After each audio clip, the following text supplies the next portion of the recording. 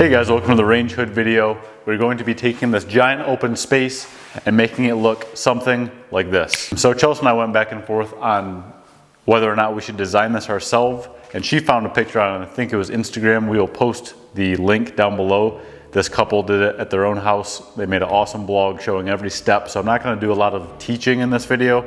I don't want to steal their thunder because they did such a great job, and after all, we are copying them pretty much exactly, only for the reason of saving time. We don't want to sit there trying to scratch our heads making decisions and designing. We don't really care, we just want it to look good, and we found something that we think already looks good. So we're just going to go with it so that we can get this dang house done and moved in.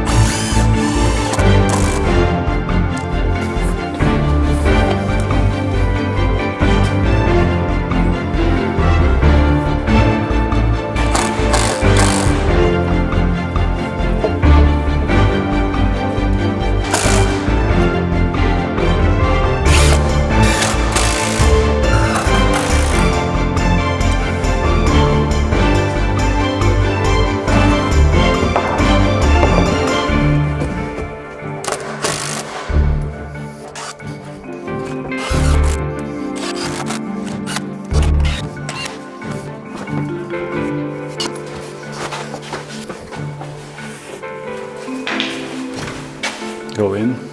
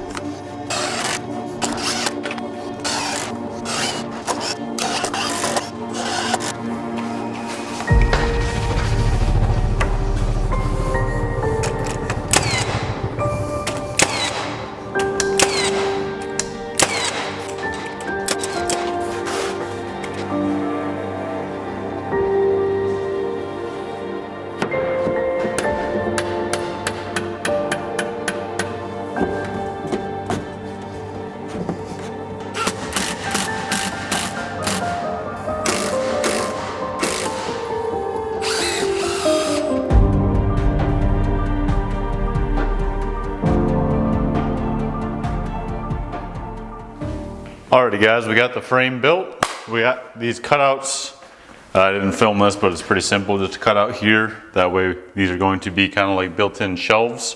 So they don't look like much right now, but once they're drywalled and plastered, and then we get some nice wood shelves in here, it'll look really sharp. We got the range hood in and installed. Got it hooked up in the attic. Got the power on, obviously. Got the lights going.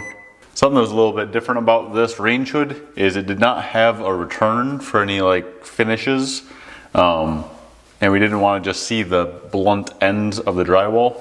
So I got this Schluter 90-degree return for 1/2-inch tile. And I'm going to use the bevel on the drywall for butt joints. I'm going to put the bevel in there so it gives me room to plaster without going over top of this reveal. It'll make sense when you guys see it. I just wanted to say that beforehand in case you're curious what this is. So it's got a lot of different pieces going on. We're going to get them glued. We're using Liquid Nails Drywall Advanced. I think this is a newer product. They've had drywall glue for a while, but I think the Advanced is newer. Just cuts down on the amount of fasteners you need to use, and it holds really well to the wood. Also floats any inconsistencies you have, because this is going to be a big burnished plaster piece, especially up top, so we want it nice and flat.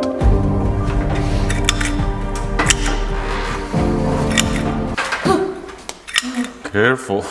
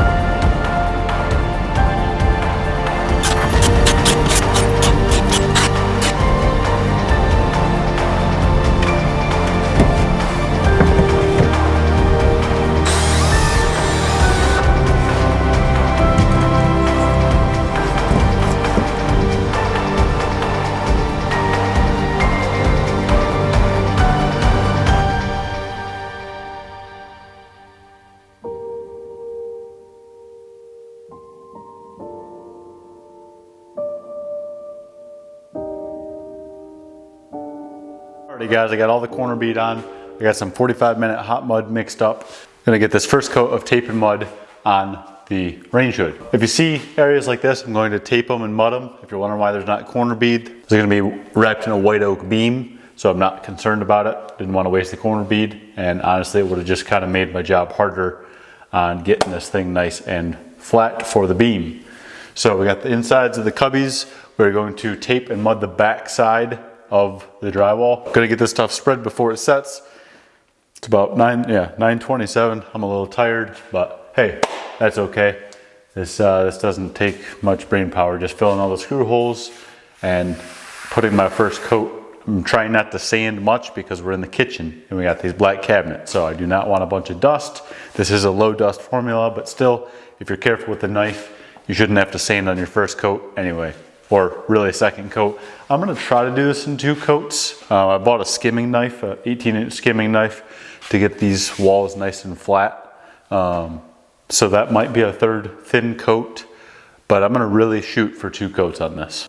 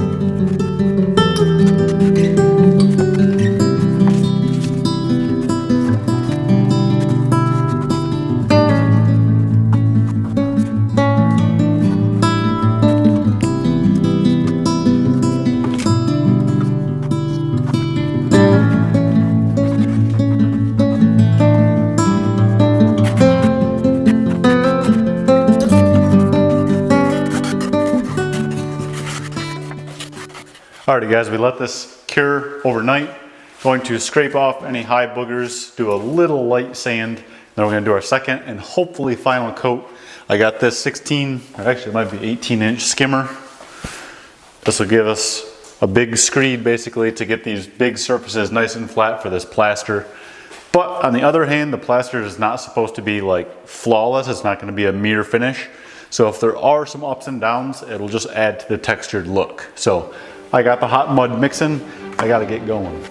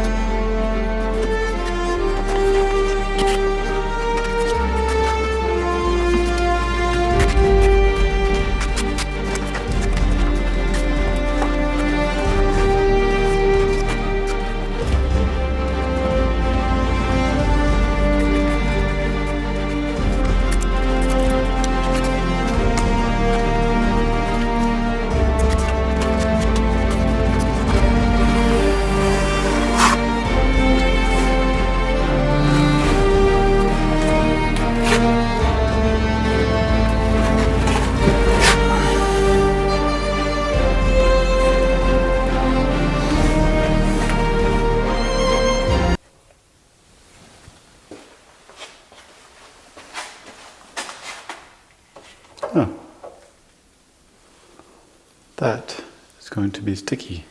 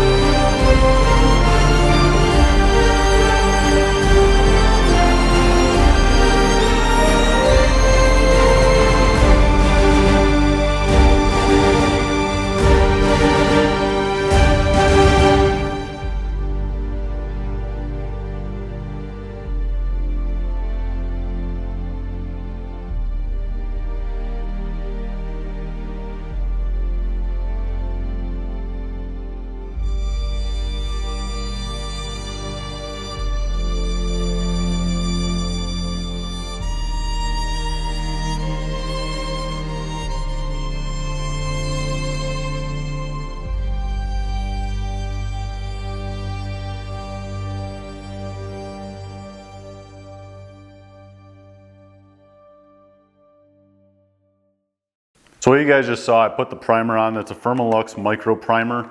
This is a very thick, it was almost like plaster, it was so thick, but you could roll it. So that just seals up the pores of all the drywall. It's going to stop the plaster from soaking in too quick, so it gets a really good bond to that surface, whatever it is. I'm pretty sure you could probably use this over wood or a bunch of different substrates. So pretty cool. They send you your custom primer and your plaster. With the color pre-mixed, you can have them make it, so it's got your name on there. It's just kind of nice, shows that it's more of a custom product than just an off-the-shelf BS. And now we're going to do the first coat of the Berlina. So this is Firmolux Venetian plaster, Marmorino Berlina. This is from Italy. They basically age limestone and grind it up and mix it with marble and a bunch of other different rocks. They age it in water or something. I don't know. It's pretty fancy, but it's going to result in a really, really nice finish. So Going to do this first coat. This is really just a base coat. It's not going to be the final look, but this is going to be the first coat, and it's also going to let me practice because I've never plastered. I'm going to use this stainless steel. It's actually not stainless steel. Chrome plated trowel. This is also from Italy. This is what I use for the concrete countertops. It's just a really nice smooth trowel, and because it's coated in chrome, when you trowel it, it doesn't leave the steel like a normal concrete trowel would. So hopefully it doesn't, but at the same time, this is also going to be a little bit burnished. So if there's a little bit of texture, a little bit of burning in there, I think it would look pretty cool. I'm not too concerned about it because we wanted a very natural looking piece. Again, this looks like crap, but that's because there's going to be a white oak beam covering it. So I'm not going to waste this stuff. It's very expensive. So we're just going to go on the top of it and on the underside, and then this beam will return into the wall here. I'm going to double check, use my trowel, make sure that there's no boogers or anything that got caught in the primer, because that will show through. I had planned to do some siding this week, but it's a wind chill of -25 right now, so I'm not going outside. Great week to work inside in here.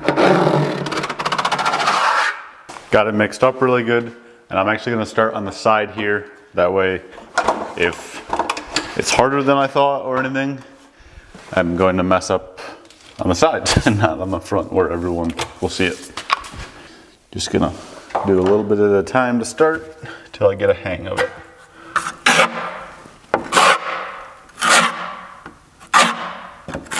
Oh wow, this stuff is super nice.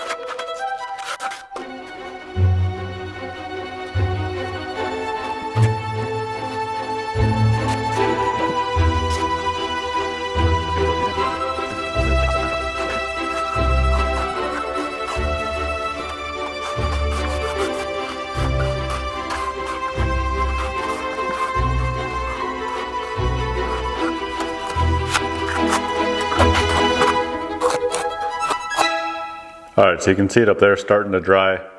It looks so amazing. This is exactly what we were going for. There's a lot of variation in the texture, and it's completely flat, so it's absorbing all the light, which is kind of a contrast because the cabinets are a matte, which have a little bit of a shine. The tile is obviously a high gloss, so that has a shine.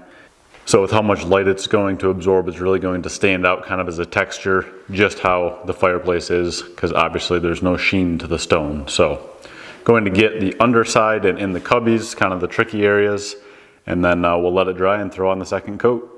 We left this plaster set up overnight. It looks really good. There are a few spots where it had some cracking. I think the issue was I put it on too thick. I think this is supposed to be like a super thin skim coat. So I'm not concerned about it because we have another coat to go, but just a little heads up, try to keep this stuff super thin. I'm gonna give it a quick sand, make sure we don't have any boogers or high spots, because with this top coat, we don't wanna have any issues of going over the high spot and having it cause like a ripple. So we want this to be totally smooth so that our last coat can be perfect. Ideally, you wanna get your first coat perfect, but this is my first time doing it, so I'm learning as I go. Shouldn't take too long though. Just gonna go over it real quick with this 120. Should also give it a little bit of tooth to bite with the top coat, and then we'll get the last coat put on.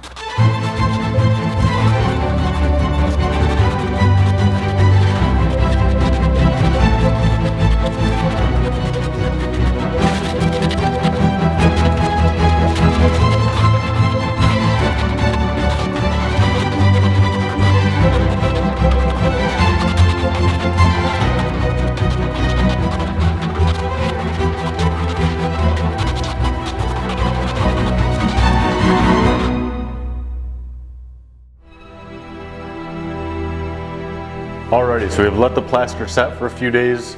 The final step is this oak band along here. It's going to be on the whole face here. It's going to return here, and it's going to have shakers going all the way around to match the cabinets. So we're going to pull some measurements. We're going to build it off as one piece, and then we will attach it on in one piece.